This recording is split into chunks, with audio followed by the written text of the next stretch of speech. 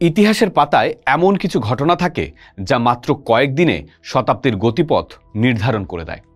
1967 সালের জুন মাসের 6টি দিন ছিল তেমনই এক সময়। এটি 6 দিনের যুদ্ধ নামে পরিচিত, এক বিদ্যুৎ গতি ও প্রলয়নকারী সংঘাত যা কেবল মধ্যপ্রাচ্যের মানচিত্রই বদলে দেয়নি, বরং এমন এক রাজনৈতিক বাস্তবতার জন্ম দিয়েছিল যার রক্তাক্ত উত্তরাধিকার আজও বয়ে চলেছে বিশ্ব।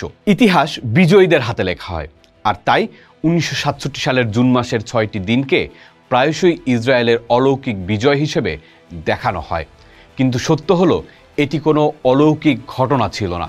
এটি ছিল এক পূর্ব পরিকল্পিত ঘৃণ্য ষড়যন্ত্র এবং বিশ্বাসঘাতকতামূলক আগ্রাসনের ফসল, যা মধ্যপ্রাচ্যের বুকে এক চিরস্থায়ী ক্ষত তৈরি করে দিয়েছে। এই 6 দিনের ইতিহাস ইসরায়েলের ভূখণ্ড দখলের নির্লজ্জ লালসার এক রক্তাক্ত দলিল।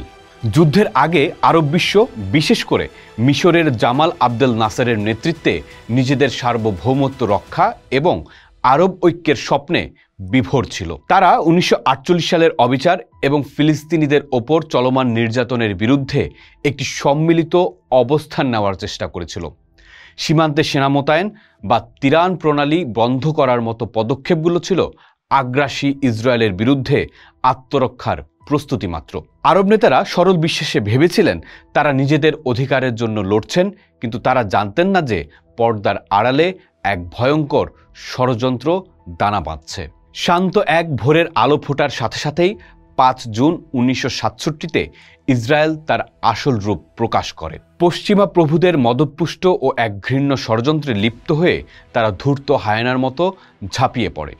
কোনো ধরনের যুদ্ধ ঘোষণা ছাড়াই ইসরায়েলি বিমান বাহিনী মিশরের বিমান ঘাঁটিগুলোর ওপর এক বিশ্বাসঘাতকতামূলক হামলা চালায়। আরব বিশ্ব যখন আলোচনার মাধ্যমে একটি সমাধানের পথ খুঁজছিল, ইসরায়েল তখন তাদের পিঠে ছুরি মারে।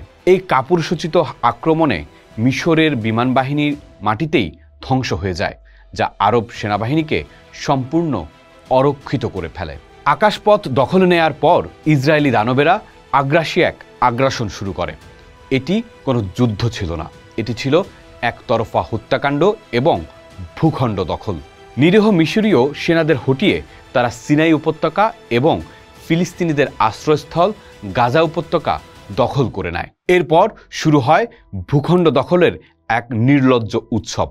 জর্ডানের হাত থেকে কেড়ে নেওয়া হয় পশ্চিম তীর এবং ইসলামের তৃতীয় পবিত্রতম স্থান জেরুজালেমের আল আকসা মসজিদ সহ পুরো আল কুদস শহর।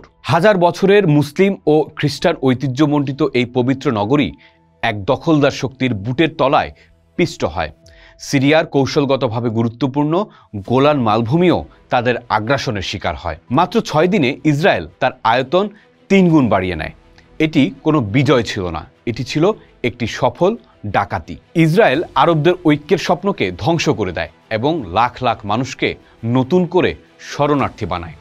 এই যুদ্ধের মাধ্যমেই ইসরায়েল এক আঞ্চলিক শক্তি থেকে নির্দয় দখলদার সাম্রাজ্যবাদী শক্তিতে পরিণত হয়। 1967 সালের এই যুদ্ধ কোনো 6 দিনের বিস্ময় নয়, এটি ছিল 6 দিনের চক্রান্ত। এটি প্রমাণ করে ইসরায়েল শান্তি চায় না, তারা চায় ভূখণ্ড। আর এই লক্ষ্য অর্জনের জন্য তারা যে কোনো ধরনের ষড়যন্ত্র, বিশ্বাসঘাতকতা এবং আগ্রাসনের আশ্রয় নিতে পারে। সেই 6 দিনের তৈরি করা দখলদারিত্বের অন্ধকার আজও ফিলিস্তিন সহ পুরো মধ্যপ্রাচ্যকে গ্রাস করে রেখেছে। পোস্ট দেখুন, ভাবুন, করুন। থাকুন পোস্টের সাথেই।